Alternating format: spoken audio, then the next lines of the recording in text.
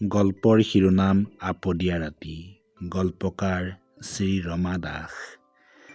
যাৰ কালি এবেলি চিকাৰৰ দিনত বন্ধু কেইজনমানৰ লগত চিকাৰত যোগ দিবলৈ সৰভোগৰ কেম্পত উঠিছিলোঁগৈ। বন্ধুকেইজন বেছ ফূৰ্তিবাজ। মোৰ বন্ধুবোৰ প্ৰায়বোৰেই তেনেকুৱা ৰসিক। আন মানুহৰ কথা জানিবলৈ পৃথিৱীৰ বিশেষ ইচ্ছা নকৰোঁ। গৈ পালোঁ। পাওঁতেই আটাইকেইজনে আগবঢ়াই নিলে ষ্টেচনৰ পৰা ৰাজকোঁৱৰ বৰিণী আদি। বেজাই স্ফূৰ্তি।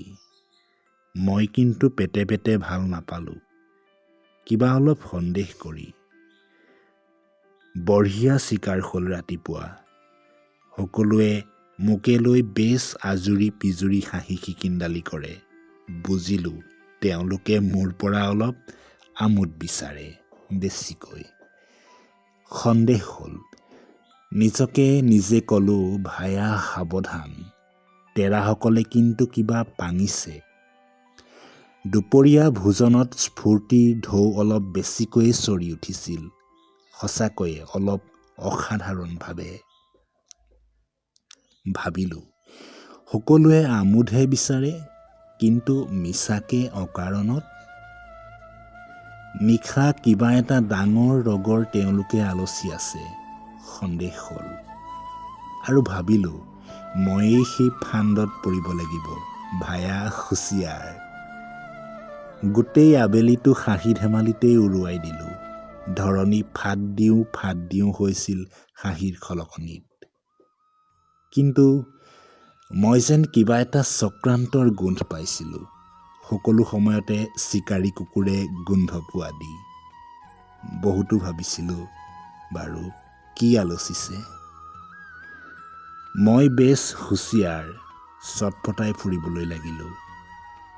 কোনো এটা শব্দ, ভংগী বা টু শব্দকো নজৰ নকৰাকৈ বাদ দিয়া নাই। সকলো যেন মোৰ চকুত সন্দেহৰ স্থল হৈ উঠিল। আনকি চাকৰ নকৰবোৰকো অলপ সন্দেহৰ চকুৰে চাবলৈ ধৰিলোঁ। নিশা শুবৰ সময়ৰ জাননী পৰিল। আটাইয়ে মোক বেঢ়ি কুঢ়ি শোৱনি ঘৰলৈ লৈ আহিল। কেলেই? নিশাৰ সম্ভাষণ জনাই সকলোৱে বিদায় ল'লে। ময়ো গৈ খোটালি সোমাই দুৱাৰত দাং দি একেথৰে মমবাতিডাল হাতত লৈ থিয় হৈ ৰলোঁ। বাহিৰত পিৰালিত যেন হাঁহি আৰু ফিচফাচ কিবা এটা আৱাজ হোৱা কাণত পৰিল। নিশ্চয় সিহঁতে মোক চুপি চাইছে। বেৰ ঘৰ, চকীমেজ, মজিয়া, চিলিং সকলো পিনে এবেলি চকু ফুৰাই চালোঁ। সন্দেহজনক একোৱেই চকুত নপৰিল। দুৱাৰৰ পিনে কিন্তু মানুহ খোজকাঢ়ি ফুৰা যেন অনুমান হ'ল। থিৰাং কৰিলোঁ সিহঁতে তলাৰ ফুটাৰে মোক চাব লাগিছে। হঠাতে মনত বিজুলিয়ালে মমবাতিডালটো নুমাই যাব পাৰে মোক আন্ধাৰত পেলাই থৈ। উঠি গৈ হাৰিকেন লেম্পটো আনি জ্বলাই ল'লোঁ। আকৌ এবেলি নিৰীক্ষণ কৰিলোঁ, কিন্তু ক'তা একোৱেই চকুত নপৰিল। হাতত হাৰে, ভৰিত হাৰে খোটালিটো এবাৰ নজৰ দি চালোঁ। একো নাই। প্ৰত্যেক বস্তুকে খেপিয়াই লিৰিকি বিদাৰি চালোঁ, তথাপি একো নাই। খিৰিকীখনৰ ওচৰলৈ গলোঁ। কাঠৰ ডাঙৰ ডাঙৰ শ্বাটাৰ কেইখন খোলা আছে। বৰ সাৱধানে জপাই পৰ্দাকেইখন পেলাই দি চকী এখন আনি সন্মুখত পাৰি থৈ বাহিৰৰ ভয়ত অলপ নিশ্চিন্ত হ'লোঁ। ভালকৈ চাই চিতি বহিলোঁ। হেলনি মাচিয়াখন বেছ মজবুত আছিল। বিছনালৈ যাবলৈ সাহ নহৈছিল। কিন্তু সময়টো যাব লাগিছে। ইপিনে ভাবিলোঁ জানোচা মই নিজেই হাঁহিয়াতৰ পাত্ৰ হ'ব লাগিছোঁ। যদি সঁচাকৈ মই ভবা দৰে সিহঁতে চুপি আছে। ৰগৰ কৰাৰ হ'লে মোক জালত পেলাবলৈ নিশ্চয়তো মোৰ ভয় দেখি সিহঁতে হাঁহিব লাগিছে। ঠিক কৰিলোঁ বিচনালৈকে যাওঁ। কিন্তু বিচনাখনেই যে মোৰ প্ৰতি বিশেষ সন্দেহজনক। আঁঠুৱাখন আজুৰি চালোঁ, ঠিকেই আছে বুলি মনে ধৰিলে। কিন্তু নিশ্চয় কোনো অভিসন্ধি তথাপি থাকিবই লাগিব। কিজানি চেঁচা পানী ঢালি দিয়ে ওপৰৰ পৰা। জানোচা শুই পৰা মাত্ৰকে কাপোৰে কানিয়ে সোমাই যাওঁ মজিয়াৰ তললৈ। অভিজ্ঞতাত থকা সকলো ৰকমৰ ধেমালি ভাবি চালোঁ। নিশ্চয়তো ইহঁতৰ ফান্দত পৰিব নোৱাৰি। নাই, কেতিয়াও নহয়, কেতিয়াও নহয়। এনেতে হঠাতে এটা বুদ্ধি খেলালে। ভাবিলোঁ আৰু কোনে পায়।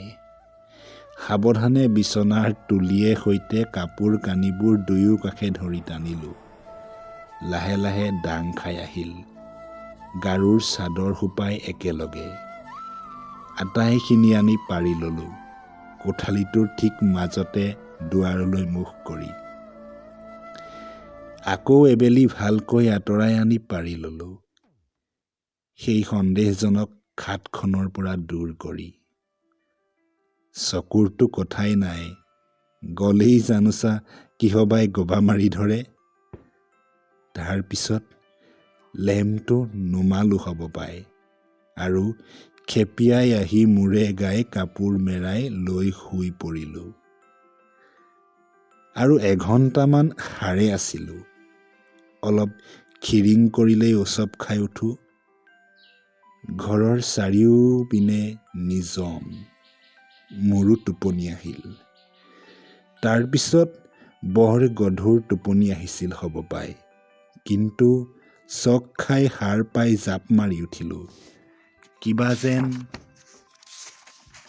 গধুৰ এটা হামাখুৰি খাই ঠিক মোৰ গাৰ ওপৰতে ঘপং কৰে পৰিলহি আৰু লগে লগে গালে মুখে বুকুৱে ডিঙিয়ে কিবা তপত উতলোৱা পনীয়া বস্তু এবিধ বাগৰি গ'ল। ততমত হেৰাই আতাহ পাৰি ৰিঙিয়াই উঠিলোঁ। ভয়ংকৰ শব্দ কৰি চেল্ফ ভাঙি কাঁহী বাতি আটাইবোৰ পকাত ঝনাটকৈ পৰি যোৱাৰ দৰে। শব্দ এটাই কাণ তাল মাৰি ধৰিলে। হেঁচা মাৰি ধৰা গধুৰ বস্তুটোৰ চেপাত মোৰ প্ৰায় দম বন্ধ হৈ গৈছিল। লৰিব চৰিবও যেন নোৱাৰোঁ। একোপধ্যে যুঁজি যুঁজি খেপিয়াই চালোঁ বস্তুটো কি। এখন মুখ, নাক আৰু দাঢ়ি গোফ যেন হাতত লাগিল। গাৰ আটাইখিনি জোৰেৰে কচি এটা ঘুচি মাৰি পঠিয়ালোঁ ঠিক সেই মুখতে। হঠাতে যেন কিল চাপৰিৰ এজাক বৰষুণ আহিল। উপায় নেপাই মাৰিলোঁ লৰ। কাপোৰ কানি এৰি সেই তিতা বিচনাৰ পৰা বাহিৰলৈ বুলি দুৱাৰ কিন্তু খোলা আছিল। কিন্তু ই কি, ই যে ভৰ দুপৰীয়া। কোঢ়াল শুনি মোৰ বন্ধুকেইজন লৰৰি আহিল আৰু দেখিলোঁ হতভম্ব হৈ চুঁচৰিব লাগিছে আমাৰ চাকৰৰ ল'ৰাটো। মোৰ সেই পাতি থোৱা বিচনাৰ ওপৰতে বেচেৰা পুৱা চাহ লৈ মাজ মজিয়াতে উজুতি খাই সামখুৰি দি পৰিল মোৰ ওপৰতে আৰু জা জলপান সকলো পেলাই দিলে মোৰ কাণে মুখে। দুৱাৰ ঘৰ বন্ধ কৰি মাটিত আহি শুই ইমান যত্ন কৰি সাৰিব খুজিও সিদিনাই সেই ব্যংগনাত নিজেই অভিনীত কৰিলোঁ। আফচোচ। সিদিনাখন কি হাঁহি সকলোৰে।